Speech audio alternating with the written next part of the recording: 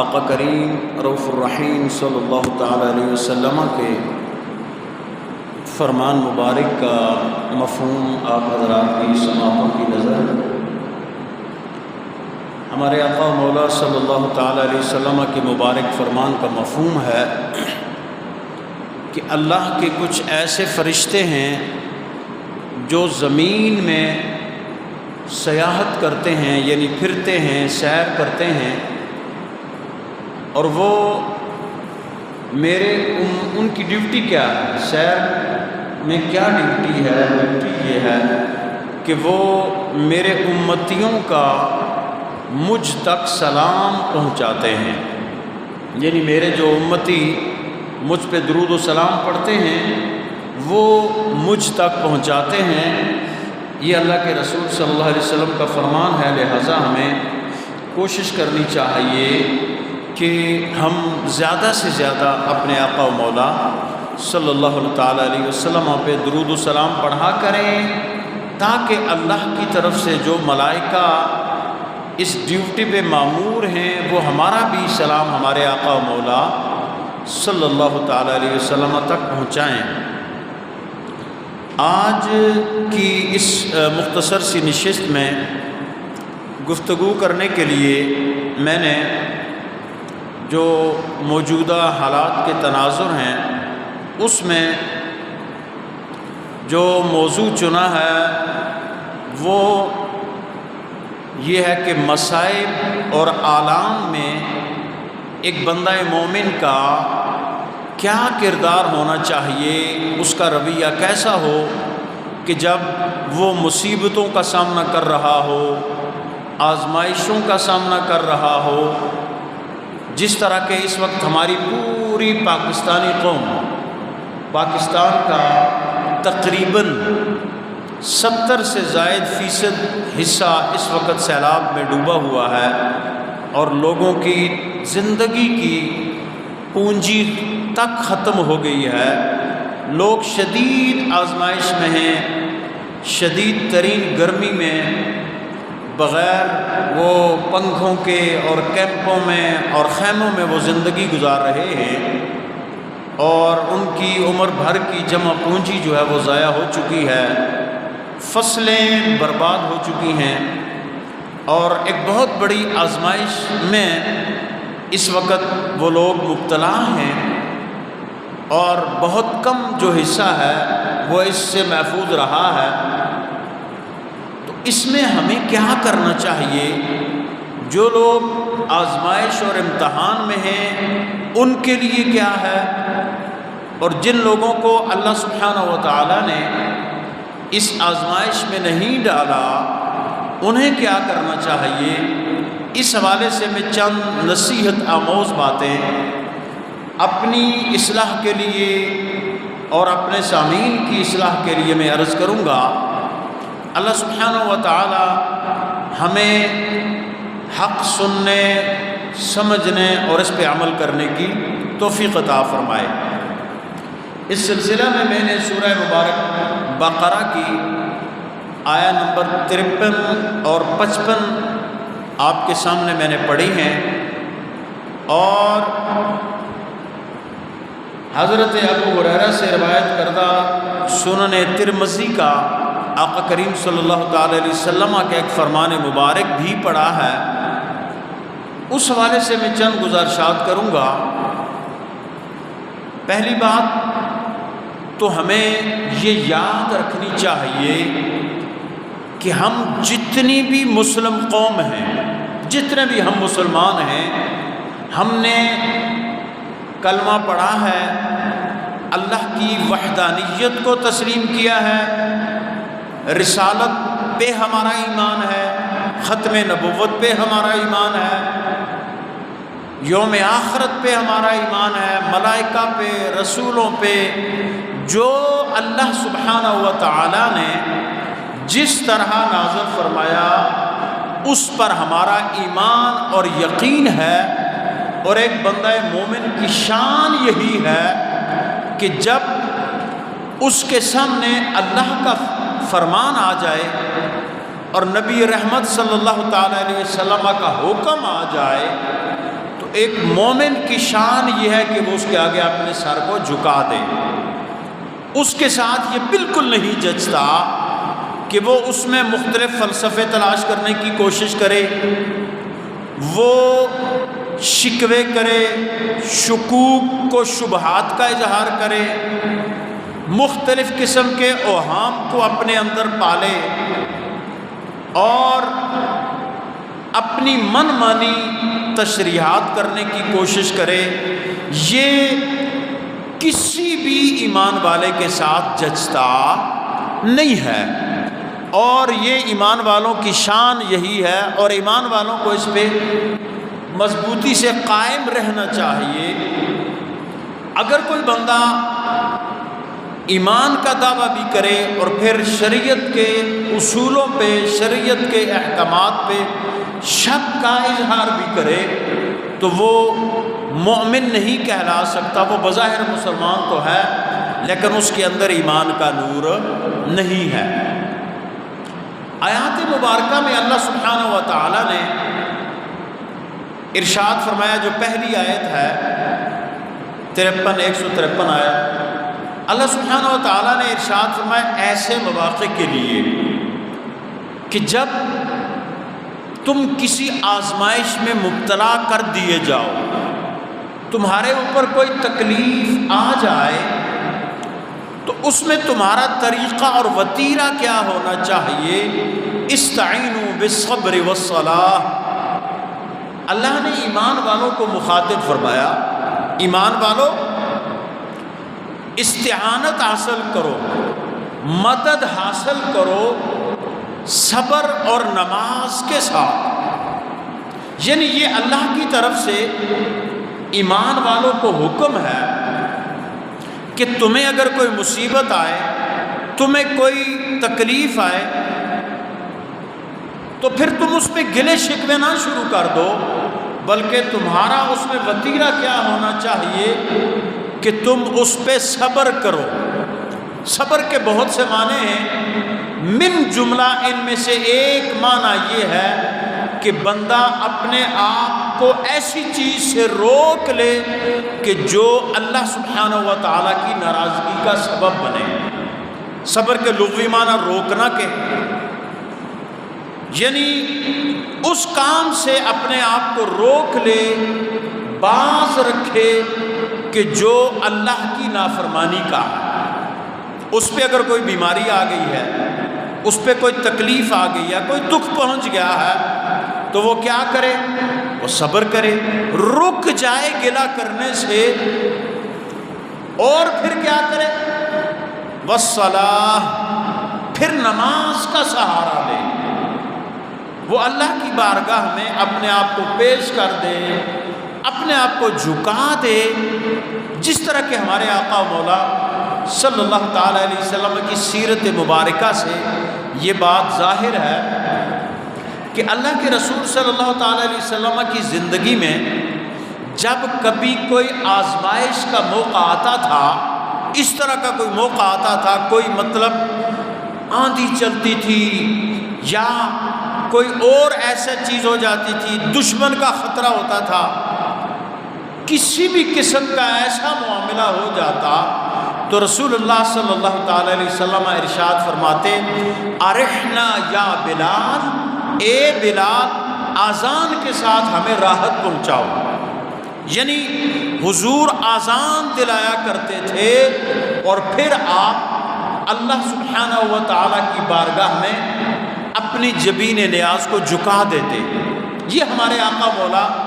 صلی اللہ تعالیٰ علیہ وسلم کی سیرت کا حصہ ہے اور یہ ہمارے لیے سبق ہے. دیکھیں نا، ہمارے آقا صلی اللہ علیہ وسلم کو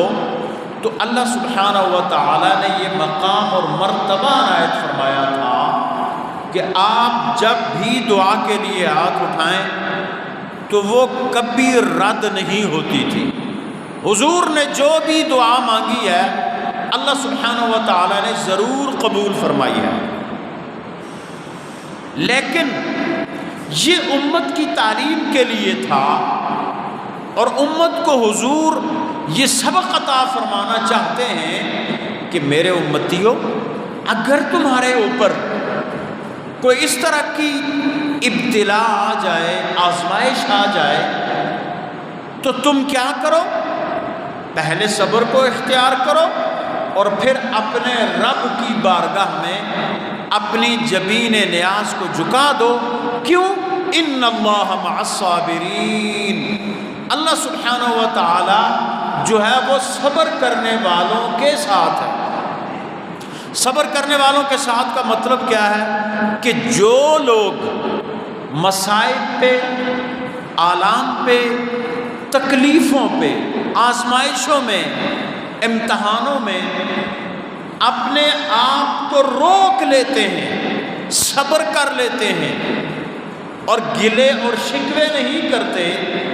اور اپنے رب کی بارگاہ میں بس ایک التجا کرتے ہیں جو آگے جا کے ہے انا للہ و انا الیہ راجعون، یا اللہ اگر دیا تھا تو بھی یہ تیرا تھا، لیا ہے تو بھی تیرا ہے، کیوں؟ ہم خود جو تیرے لیے ہیں اور ہم نے بھی ایک نہ ایک وقت تیری طرف ہی جانا ہے، تو ایک تو یہ کر لے، اور دوسرا کیا ہے کہ یا اللہ ہم تیری طرف رجوع کرتے ہیں، ہماری فریاد کو بس تو ہی سننے والا ہے اور ہمارے آلام اور مصائب کو تو ہی دور کرنے والا ہے۔ اگلی آیت میں جو 155 نمبر آیت ہے اس میں اللہ سبحانہ و تعالی نے یہ ارشاد فرما دیا کہ وَلَنَبْلُوَنَّكُمْ بِشَيْءٍ مِّنَ الْخَوْفِ، اور ہم تمہیں ضرور آزمائیں گے کچھ ڈر سے، یعنی بسا اوقات ایسا ہوگا کہ تمہارے اندر ایک عجیب طرح کا خوف پیدا ہوگا۔ عموماً ایک تو بیماری ہوتی ہے، لیکن بعض لوگوں میں جو اللہ والے ہیں، ہم تو خیر عوام لوگ ہیں، لیکن جو اللہ والے ہیں ان کے اندر کیا خوف ہوتا ہے؟ ان کے اندر خوف ہوتا ہے کہ اللہ ان سے ناراض نہ ہو جائے، اللہ ان کے کسی کام سے ناراض نہ ہو جائے۔ لیکن یہ جو عوامی سطح کا خوف ہے ہم جیسے لوگوں کا، وہ کیا ہوتا ہے کہ بھائی کہیں ایسا نہ ہو جائے میری گاڑی کا ایکسیڈنٹ ہو جائے، کوئی زلزلہ ہو تو میرا مکان تباہ نہ ہو جائے، سیلاب آئے تو میری فصل تباہ نہ ہو جائے، بچہ اسکول یا کالج گیا ہے تو خدا نخواستہ کوئی اس کے ساتھ ایسا حادثہ اور واقعہ پیش نہ آ جائے۔ علی ھذا القیاس بہت سی ایسی چیزیں ہیں کہ جو انسان کو ایک طرح کی تشویش اور خوف میں مبتلا رکھتی ہیں، اور بعض اوقات پھر طاقتور دشمن کا بھی خوف ہوتا ہے۔ اب کیا ہے کہ ہم تمہیں آزمائیں گے کچھ خوف سے، والجوع، اور بھوک سے، یعنی تمہیں بعض اوقات ایسا ہوگا کہ بھوک میں مبتلا رکھا جائے گا۔ اور مثلا کیا ہوتا ہے کہ بعض اوقات انسان اب تو ہم لوگوں نے وہ فصلیں، وہ سسٹم یہاں پہ تو اکثریت سے چھوڑ دیا ہے، لیکن بہرحال دیہاتوں میں یا اس طرف مطلب پاکستان میں بہت زیادہ فصلیں بھی اگائی جاتی ہیں۔ کہیں ایسا ہوتا ہے جس طرح اس دفعہ یہ سیلاب آیا اور بہت سے لوگوں کی جو فصلیں تھیں وہ اس میں تباہ ہو گئی، ساری کی ساری۔ ان کی ظاہر سی بات ہے ایک چھوٹا سا قطع زمین ہو آپ کا، آپ اس پہ کتنی محنت کرتے ہیں، اس کو کھاد دیتے ہیں، اس میں ہل چلاتے ہیں،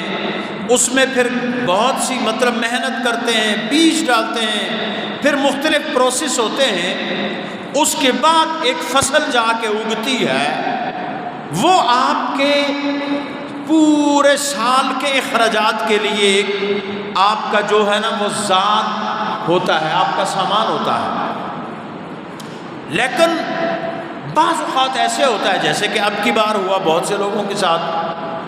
ان کی فصلیں تباہ ہو گئی، گویا ان کی پورے سال کی محنت جو ہے وہ ضائع ہو گئی۔ تو ظاہر سی بات ہے یہ کیا ہو گیا؟ بھوک کی آزمائش۔ وَنَقْصٍ مِّنَ الْأَمْوَالِ والانفس والثمرات، اور تمہارے مالوں میں نقصان ہوگا۔ مالوں میں ہوتا ہے بعض کا کوئی بیماری آ جاتی ہے اچانک، اب کی بھی ایک بیماری ہے اور اچانک وہ مطلب اچھا بھلا ہوتا ہے مال، اچانک مر جاتا ہے، بیماری آتی ہے۔ بعض اوقات والانفس، جانوں میں نقصان۔ جانوں میں کیسے نقصان؟ بھئی کبھی انسان بیمار پڑ جاتا ہے اور موت کے دہانے پہ پہنچ جاتا ہے، اور بعض مطلب لوگ جوانی میں چل بستے ہیں، بعض لوگ خود والدین زندہ رہتے ہیں، اولاد مر جاتی ہے۔ یہ بھی نفس کے اور جان کے آزمائش ہوتی ہے مومن کے لیے۔ والثمرات، اور تمہارے پھلوں میں بھی تمہیں آزمایا جائے گا نقصان کے ذریعے۔ اب یہ اللہ نے ایمان والوں سے یہ کہا ہوا ہے، ایمان والوں کو خبردار کیا ہوا ہے کہ شہادت گاہ الفت میں قدم رکھنا ہے۔ لوگ آسان سمجھتے ہیں مسلمان ہونا، مسلمان ہونا کوئی آسان بات نہیں ہے، اس میں تمہیں آزمایا جائے گا ان چیزوں سے۔ لیکن اللہ نے فرمایا وبشر الصابرین، ان لوگوں کے لیے خوشخبری ہے کہ جو لوگ ایسے مواقع پہ صبر کا دامن اپنے ہاتھ میں تھامے رکھتے ہیں اور رک جاتے ہیں ہر طرح کے گلے سے، شکوے سے، کفریہ کلمات سے۔ آپ دیکھتے ہیں نا کیا ہوتا ہے ہمارے معاشرے میں، اگر کسی بندے پہ کوئی آزمائش آتی ہے تو جس کا ایمان پختہ ہوتا ہے، مضبوط ہوتا ہے، وہ تو بس اللہ کا شکر ادا کرتا رہتا ہے، وہ گلے نہیں کرتا۔ وہ دو بزرگ تھے نا، دو صوفیاء کرام، دو صوفی تھے، وہ آپس میں گفتگو کر رہے تھے۔ ایک نے دوسرے سے پوچھا کہ تمہارے توکل کی کیا کیفیت ہے؟ یہ ذرا ہمارے لیول سے اوپر کی بات ہے، ہم تو عوام لوگ ہیں نا۔ انہوں نے پوچھا کہ بھائی تمہارے توکل کی کیفیت کیا ہے؟ تو دوسرے نے کہا بھائی کیفیت یہ ہے کہ مجھے ملے تو شکر کر لیتا ہوں، نہ ملے تو صبر کر لیتا ہوں۔ ملے تو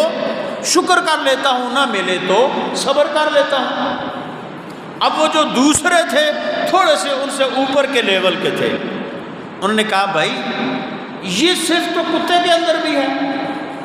کیونکہ اس کو جب کوئی روٹی ڈال دے، اس کا مالک اس کے آگے ٹکڑا ڈال دے تو وہ بڑی تشکر والی نظروں سے اپنے مالک کو دیکھتا ہے۔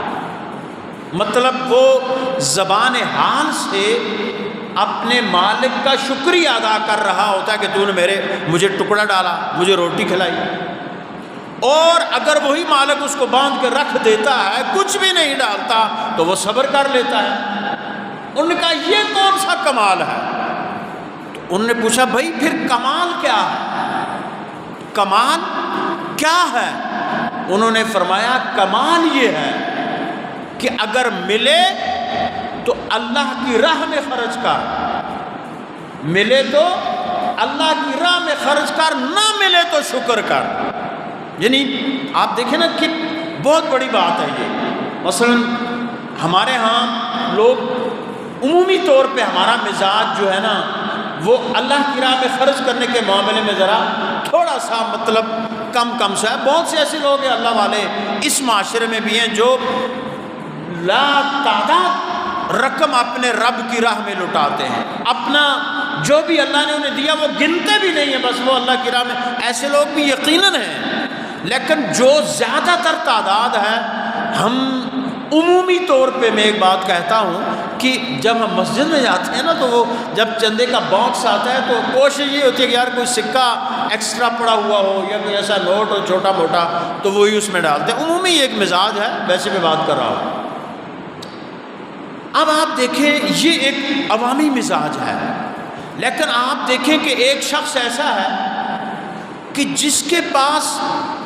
کھانے کو کچھ بھی نہیں ہے، خود وہ بھوکا ہے، کھانا اس کے سامنے رکھا ہے، کوئی سائل آواز لگاتا ہے تو وہ اپنے نفس کو باندھ کر وہ کھانا اٹھا کر اسے دے دیتا ہے۔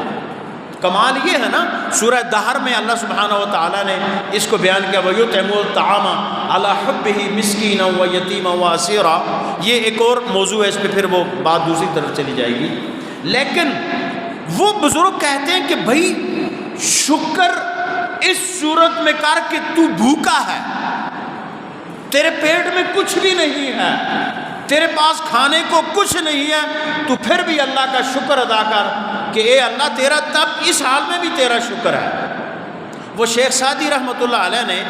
اپنی ایک حکایت لکھی ہے گلستہ میں، ان کی ایک کتاب ہے فارسی کی نا، وہ لکھتے ہیں کہ میں ایک دفعہ میرے پاس بہت مطلب مال کی تنگی تھی،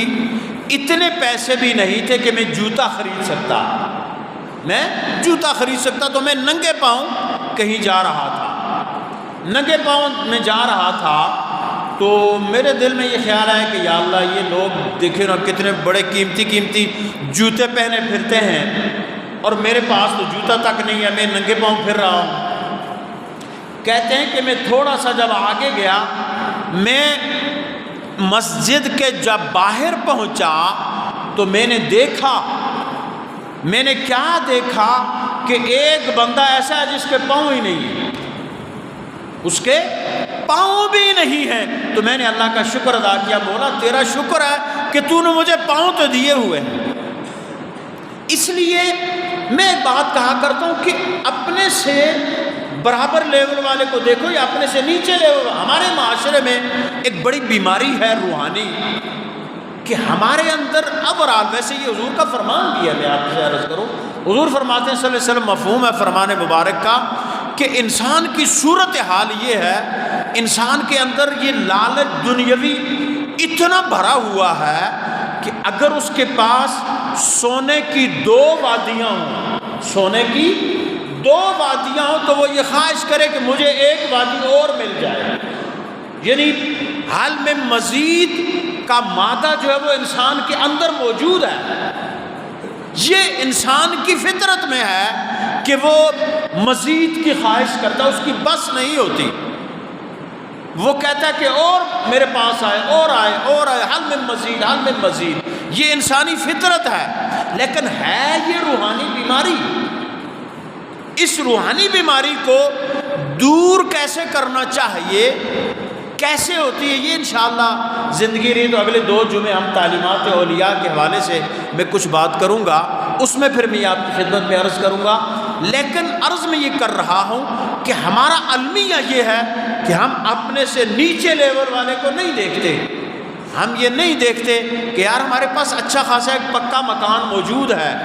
وہ ہمارا ایک مسلمان بھائی ہے، اس کے پاس تو کچی جھونپڑی ہے، ہمارے پاس ایک اچھی گاڑی تو موجود ہے، وہ بندہ ہے اس کے پاس سائیکل تک نہیں ہے، موٹر سائیکل تک نہیں ہے۔ نہیں، ہم یہ کہتے ہیں کہ اگر ہمارے پڑوسی کا مکان 1 منزلہ ہے تو ہمارا 2 ہونا چاہیے، اس کا 1 ہے تو ہمارے 2 ہونے چاہیے، اس کی 1 گاڑی ہے تو ہماری 2 ہونی چاہیے۔ یعنی ایک عجیب روحانی کشمکش بیماری میں ہم لوگ مبتلا ہیں، اور اسی بیماری نے معاشرے میں حرام کو پروان چڑھایا۔ ظاہر سی بات ہے، ہر بندے کی معیشت اپنی اپنی ہے، ہر بندے کا ذریعہ آمدن اپنا ہے، اب سب لوگوں کے آمدنی برابر تو نہیں ہے۔ اب ایک بندے کے پاس سائیکل خریدنے کے پیسے نہیں ہیں، وہ کہے گا نہیں میرے پاس تو بڑی VIP گاڑی ہونی چاہیے، تو ظاہر سی بات ہے اب اس کے لیے وہ کرپشن کرے گا، وہ چوری کرے گا، وہ رشوت لے گا، وہ حرام کھائے گا، وہ کم تولنے کی بیماری میں مبتلا ہوگا۔ کیوں؟ وہ کہے گا بھائی میں تاکہ میرے پاس وہ چیز آ جائے۔ اب وہ چیز اگر آ بھی گئی حرام کمائی سے، سکون اس کو پھر بھی وہ نہیں دے سکتی، سکون اس کو پھر بھی وہ نہیں دے سکے گی، کیونکہ دل کے کسی نہاں خانے میں یہ بات موجود ہوگی کہ یار یہ چیز جو میرے پاس ہے یہ حق حلال کی نہیں ہے۔ پھر جو اس کے جاننے والے ہوں گے، جن کو پتہ ہوگا کہ بھئی یہ جڑیں دی آمدنی ہے کہ سائیکل ہے جو بھی نہیں تے پھردہ پجاروں میں چوہے تو لہذا اس تا آرام دے کمائے دیں۔ سامنے لوگ نہیں کہیں گے، کم از کم پیٹھ کے پیچھے تو ضرور سنائیں گے اور خوب سنائیں گے کیونکہ یہ اس فن میں بھی ہم بڑے ماہر ہیں، اس فن میں ہم بڑے ماہر ہیں، حالانکہ یہ بہت بڑا گناہ ہے۔ غیبت جو ہے، الغیبت اشد من الزنا، حضور فرماتے ہیں غیبت جو ہے یہ بدکاری سے بھی بڑا جرم ہے، اتنا بڑا گناہ ہے یہ غیبت، لیکن ہم بے تکان غیبت کرتے ہیں اور ہمیں تو مزہ ہی نہیں آتا جب تک ہم کسی کی غیبت نہ کریں۔ ہاں کسی کچھ بات کہنی ہے تو سامنے کو، بھیا یہ آپ کے پاس جو گاڑی ہے کہاں سے لیا آپ نے، کہاں سے آپ کا پیسہ، اور یہ تو ہمارا پاکستان ہے نا ماشاءاللہ، یہ یورپ میں آپ دیکھیں کہ بندے کی انکم سے، آمدنی سے اگر ذرا بھر بھی کوئی شے زائد ہو تو ایک دم وہ آ جاتے ہیں گورنمنٹ کے ہرکارے، ہاں بھیا کہاں سے لائے ہو یہ پیسے، یہ تمہاری اتنی کیپیسٹی نہیں ہے، تمہاری اتنی تنخواہ نہیں ہے، تمہاری اتنی آمدنی نہیں ہے، تم نے یہ گاڑی کہاں سے، ادھر تو کوئی پوچھتے ادھر سیلوٹ کرتے ہیں جی واہ ماشاءاللہ حرام کی گاڑی لایا، اوپر لکھتے بھی ہیں یہ ھذا من فضل ربی، یہ اللہ کا فضل ہے، الزام ساتھ اللہ پہ لگا دیا، کام خود خراب کرے الزام اللہ پہ لگا دیا، بھائی یہ تو اللہ، میں کہتا ہوں یہ بات کفر ہے، یہ بات کفر کے قریب ہے بھائی، کہ آپ مثلا آپ سے مراد ہے کوئی بندہ حرام کی آمدنی کو اللہ کا فضل شو کرے، تو اس لیے میں عرض کیا کر رہا تھا وہ دو صوفیوں کی بات، کہ ہم یہ دیکھتے ہیں بھئی، وہ میں ایک بات کیا کرتا ہوں جو ہمارے مقتدی مسلسل یا جو نماز جنازہ کے اجتماع میں ایک بات کرتا ہوں کہ ہم لوگ ہمیشہ دوسرے کو دیکھتے ہیں، اپنے آپ کو نہیں دیکھتے۔ میں ایک بات کرتا ہوں کہ بھائی صاحب ہر بندہ اپنے آپ کو سیدھا کرے، ایڑیوں سے ایڑیاں ملاؤ صف سیدھی ہو جائے گی، آپ جو آپ کے ساتھ دو لوگ کھڑے ہیں ان کی ایڑیوں کے ساتھ ایڑیاں ملائیں گے تو وہ ملائیں گے، سارے ملائیں گے، صف سیدھی ہو جائے گی۔ آپ کہیں گے او بھائی تو اگا ہو تو پچھا ہو، آپ کھلتے جاؤ ڈنگے، تو کیسے سیدھے ہو سکتے ہو؟ ایسے تو نہیں ہو سکتا نا جی، یعنی اپنے آپ پہ نظر، یہ ایک مومن کا خاصہ ہے کہ وہ ایک طریقت میں ایک اصطلاح استعمال ہوتی ہے نا ہمارے نقش بندیہ طریقے میں، نظر بر قدم، نظر بر قدم، مطلب کیا ہے کہ تم کہیں چل رہے ہو تمہاری نظریں تمہارے قدموں پہ ہونی چاہیے۔ اب اس کے دو معنی ہیں، ایک معنی ظاہری ہے اور ایک باطنی ہے۔ ظاہری یہ ہے کہ بھیا تم جب راستے میں چل رہے ہو تو اپنے قدموں پہ نظر رکھ تاکہ تیری نظر ادھر ادھر نہ بھٹکے۔ یہ کچھ لوگ ہوتے ہیں نا چلتے اتنے دیکھتے ادھر ہیں، اور آج کل تو موبائلوں نے اور تباہی مچا دی ہے۔ وہ کل میں کہیں پرسوں میرے بازار میں جا رہا تھا تو وہ ٹکر ہوتے ایک آدمی سے بچ کے وہ چل رہی ہے اس پہ میسیجنگ، میں نے کہا بیٹے خدا کا خوف کرو، کچھ مطلب اب کیا ہو رہا ہے یہ، یعنی وہ اب تو چیزیں ہی تبدیل ہو گئی ہیں بہت زیادہ، لیکن اوورآل جو ہمیں سبق ملا ہے وہ کیا ہے کہ بھئی نظر اپنے قدموں کے اوپر رکھو تاکہ تمہاری نظر ادھر ادھر نہ بھٹکے، کیونکہ جو اپنی نظر کی حفاظت کرے گا میرے اور آپ کے آقا صلی اللہ علیہ وسلم نے اسے جنت کی بشارت عطا فرمائی۔ اور نظر شیطان کے تیروں میں سے پہلا تیر ہے۔ وہ اعلیٰ حضرت کے دن تو آ رہے ہیں، میں نے ایک واقعہ سنایا تھا غالباً آپ کو جمعے میں، یہ کہیں پہ چھوٹی سی ایج کے تھے، 4 سال کی 3 سال کی عمر تھی، کہیں جا رہے تھے، اس وقت نہیں شلوارہ گھاٹی لاتے تھے، مطلب زیادہ تر قمیض ہی چلتی تھی، تو وہ کہیں جا رہے تھے، آگے سے کچھ خواتین آ رہی تھیں تو انہوں نے یوں کیا، یوں، تو وہ ظاہر سی بات ہے وہ مطلب جب کرتا اٹھایا تو سارا معاملہ ہی ہو گیا۔ تو ان خواتین نے کہا بچے جس چیز کو تو نے چھپانا تھا اس کو ظاہر کر دیا، اور جسے مطلب آنکھوں کو ظاہر تو ان کو تو نے چھپایا۔ انہوں نے فرمایا بات یہ نہیں ہے اماں جی، بات یہ ہے کہ نظر سے بات شروع ہوتی ہے، میں نے اس کو ڈھانپا ہے جس سے ابتدا ہوتی ہے، کیونکہ نظر بھٹکتی ہے پھر دل بہکتا ہے تب نفس حرکت میں آتا ہے، تو اس لیے پہلا جو قدم کیا ہے وہ ہے نظر کی حفاظت، تو لہذا میں نے وہ کی ہے۔ اور نظر کی حفاظت کا ایک اور دوسرا مطلب کہ نظر بر قدم وہ کیا ہے، وہ یہ ہے کہ آپ قدم رکھتے وقت، کوئی بھی کام کرتے وقت، کوئی بھی کام آپ کریں تو آپ دیکھیں کہ میرا یہ کام کوئی شریعت کے خلاف تو نہیں ہے، اللہ اور اس کے رسول کے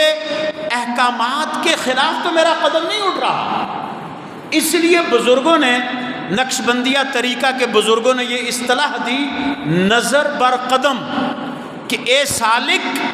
جب تو چل راستے میں تو ادھر ادھر نہ دیکھ، بلکہ تیری نظریں تیرے قدموں کے اوپر ہونی چاہیے تاکہ تیرا قدم کسی غلط جگہ پہ نہ پڑے۔ اور پھر دوسرا جو باطنی وہ یہ ہے کہ تو جو بھی قدم اٹھا رہا ہے تو دیکھ کہ کہیں تیرا قدم شریعت کے راستے سے، جادہ شریعت سے، جادہ مستقیم سے ہٹا ہوا تو نہیں ہے۔ اس لیے وہ بزرگوں کی میں یہ بات کر رہا تھا کہ ہر کام ان کا یہ کہ بھئی نہیں ملتا تو شکر ادا کرو، ملتا ہے تو بھی اللہ کی راہ میں قربان کر دو۔ اور پھر دیکھنا کیا ہے؟ اپنے سے لو لیول والا۔ آپ یہ دیکھیں کہ یار بہت سے ایسے لوگ ہیں جن کے پاس رہائش کے لیے مکان نہیں ہے، جن کے پاس کھانے کو 2 وقت کی باعزت کھانا نہیں ہے، جن کو زندگی کی وہ سہولتیں جو آپ کو حاصل ہیں وہ میسر نہیں ہیں، تو یقین کریں آپ غنی ہو جائیں گے۔ الغنا غنا نفس، حضور فرماتے ہیں غنی وہ نہیں ہے کہ جس کے پاس بہت سے پیسے ہیں، بہت سی دولت ہے، غنی وہ ہے کہ جس کا دل غنی ہے۔ ایک بندہ ایسا ہے اس کے پاس دنیا جہان کی ساری دولت پڑی ہوئی ہے، سارا کچھ پڑا ہوا ہے، لیکن وہ حال میں مزید کے چکر میں ہی رہتا ہے۔ ایک بندہ ایسا ہے کہ جس کا بمشکل گزارا ہوتا ہے، کھانے پہ ایک وقت کا وہ گزارا کر لیتا ہے، تو وہ اللہ کا شکر ادا کرتا ہے کہ مولا تیرا شکر ہے کہ تو نے مجھے یہ عطا فرمایا، مجھے یہ بھی نہ دیتا تو میرا کیا تھا۔ جب ہم یہ اس لیول پہ اپنے آپ کو رکھیں گے میرے بھائیوں، تو تب ہماری زندگی سکون بھری ہو جائے گی۔ اسی طرح جو یہ آزمائش کی میں بات کر رہا تھا، میرے اور آپ کے آقا صلی اللہ علیہ وسلم کے وہ فرمان کا میں مفہوم پیش کر کے بات ختم کر رہا ہوں کیونکہ وقت مختصر ہے۔ سنن ترمذی کی یہ جو حدیث پاک میں نے پڑھی تھی، میرے اور آپ کے آقا صلی اللہ علیہ وسلم فرماتے ہیں کہ مومن جو ہے، مرد اور عورت آزمائش میں مبتلا کیے جاتے رہیں گے۔ ما یزال البلاء بالمؤمن والمؤمنۃ فی نفسہ، اپنی جان کے اعتبار سے بھی آزمایا جائے گا، ان کی جان کے اعتبار سے بھی، وولدہ، اولاد کے اعتبار سے بھی ان کو آزمایا جائے گا، ومالہ، اور مال کے اعتبار سے بھی انہیں آزمایا جائے گا، حتی یلقى اللہ وما علیہ خطیئہ، یہاں تک کہ وہ اللہ کی بارگاہ میں اس حالت میں پیش ہوگا کہ اس پہ کوئی ایک گناہ بھی نہیں ہوگا۔ یعنی یہ جو آزمائش اور امتحان ہے، یہ بندہ مومن کو پاک اور صاف کر دیتے۔ یہاں تک ایک حدیث پاک کا مفہوم ہے کہ رسول اللہ صلی اللہ علیہ وسلم ارشاد فرماتے ہیں کہ بندہ مومن کو جب بخار بھی ہوتا ہے تو اس کے گناہوں کو وہ صاف کرتا ہے، اس کے گناہ جڑتے ہیں۔ گویا یہ جو ابھی من حیث المجموع ہمارے اوپر ایک آزمائش آئی ہے، ہماری پوری پاکستانی قوم تقریباً 70% لوگ سے بلکہ اس سے بھی زائد اس میں اس وقت مبتلا ہیں۔ تو ایک مسلمان کی حیثیت سے ایک تو ہمیں ان کی ہمدردی کرنی چاہیے، ان کے لیے دعا کرنی چاہیے، اور جس حد تک ہم کر سکتے ہیں، اگر کوئی 10 روپے بھی دیتا ہے نا جی، کوئی 100 روپیہ بھی دیتا ہے نا، تو اللہ کے یہاں کثرت نہیں دیکھی جاتی، اللہ کے یہاں اخلاص دیکھا جاتا ہے۔ خلوص کے ساتھ اگر آپ 100 روپیہ بھی دے دیں گے، میں کہتا ہوں بہت بڑی بات ہے۔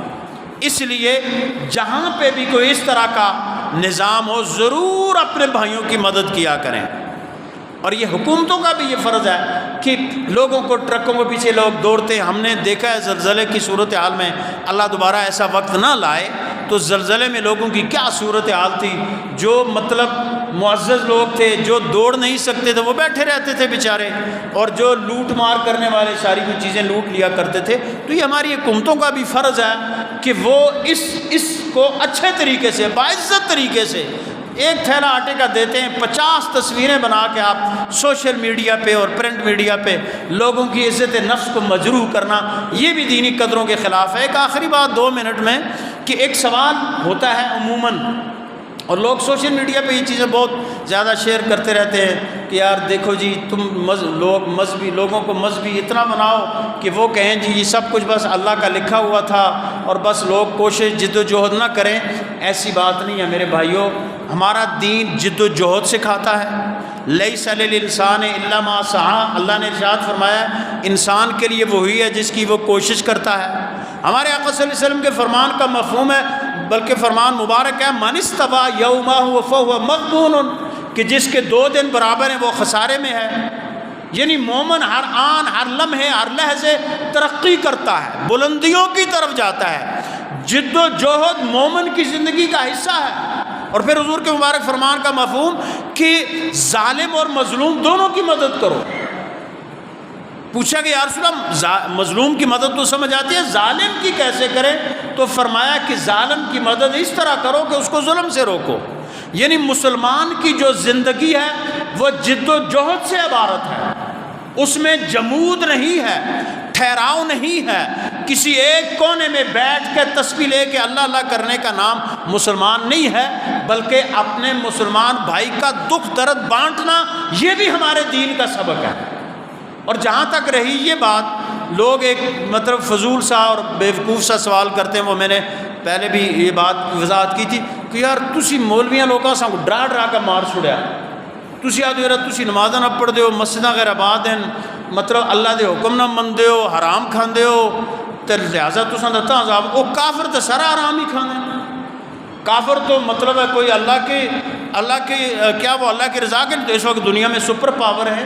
تو بھیا یہ سوال ہی فضول ہے، اس لیے فضول ہے کہ کافروں نے اللہ سے کوئی عہد نہیں کیا ہوا، کافروں نے اللہ سے بغاوت کی ہوئی ہے۔ ہم جو اپنے آپ کو مومن کہتے ہیں، مسلمان کہتے ہیں، ہم نے اللہ سے ایک عہد کیا ہوا ہے۔ دیکھیں آپ کے کوئی آرگنائزیشن جوائن کرتے ہیں، تنظیم، اس کے فارم پہ دستخط کرتے ہیں، اب آپ اس کے سارے اصول اور قواعد پہ آپ کو چلنا پڑے گا۔ اگر آپ قواعد اور اصول پہ نہیں چلیں گے تو اس سے آپ خارج ہو جائیں گے۔ ہم نے آزمائشیں ہمارے لیے اس لیے کہ ہم نے اللہ سے وعدہ کیا ہے، یا اللہ ہم تیری بندگی کریں گے، یا اللہ ہم تیرے احکامات پہ چلیں گے، تیرے نبی کی شریعت کو ہم اپنے اوپر لاگو کریں گے۔ اور اس کے باوجود اگر ہم اللہ سے وعدہ کر کے اللہ کو دھوکہ دیں تو پھر کافر بڑے مجرم ہیں یا ہم بڑے مجرم ہیں؟ وہ فرعون نے ایک دفعہ فرعون کو لوگوں نے کہا تو کیسا خدا ہے، ہمارے اوپر بارش نہیں برساتا؟ اس نے خدائی کا دعویٰ کیا تھا نا، تو کیسا خدا ہے، خوش سالی ہوگی، ہم مر رہے ہیں، ہمارے جانور مر رہے ہیں۔ اس نے کہا اچھا آج چلے جاؤ، کل ہم بارش برسائیں گے، کل بارش کا دن ہوگا۔ اب رات کو سحری کے وقت فرعون اٹھا، بڑے شاہی لباس کرو فر میں گیا، ایک غار کے باہر جا کے اس نے اپنے سارے پروٹوکول کو باہر رکھ دیا، غار کے اندر داخل ہوا، اندر جا کے اس نے اپنا تاج جو تھا وہ اتار کر پھینکا، اپنا وہ سارا شاہی لباس اتار کر پھینکا، ایک پرانا سا چھیترا اپنے جسم پہ لپیٹا اور گر گیا اللہ کی بارگاہ میں۔ اس نے کہا یا اللہ تو بہتر جانتا ہے کہ میں جھوٹا ہوں، میں نے یہ جھوٹا دعویٰ کیا ہوا ہے، لیکن میں نے آخرت کے بدلے میں دنیا کو خرید لیا ہے، لہٰذا تو میری عزت رکھ اور کل بارش دے دے۔ ابھی اس کی دعا ہی ختم نہیں ہوئی تو بارش شروع ہوگی۔ اب کیا تھا؟ اس نے کہا میں نے کر لیا۔ اللہ کا قرآن فرما رہا ہے لا یغرنک تقلب الذین کفروا فی البلاد متاع قلیل ثم مأواہم جہنم وبئس المہاد۔ یہ کافروں کی ظاہری کر و فر تمہیں کسی دھوکے میں نہ مبتلا کر دے۔ کیوں؟ متاع قلیل، یہ تو بہت تھوڑا سامان ہے ان کے لیے، مأواہم جہنم، ان کا آخری ٹھکانہ جہنم ہے۔ اس لیے میرے آقا نے فرمایا دنیا سجن المومن و جنت الکافر، دنیا مومن کے لیے قید خانہ ہے اور کافر کے لیے جنت ہے۔ میرے بھائیوں، اس لیے کسی قسم کے وسوسے میں، کسی قسم کے اوہام، شکوک و شبہات میں مت مبتلا ہوں۔ بس یہ سمجھیں کہ جو ہمارے اللہ کا حکم ہے، جو رسول اللہ صلی اللہ علیہ وسلم کے فرامین ہیں، وہ ہمارے لیے حرف آخر ہیں۔ اللہ سبحانہ و تعالیٰ سے دعا ہے کہ وہ ہمیں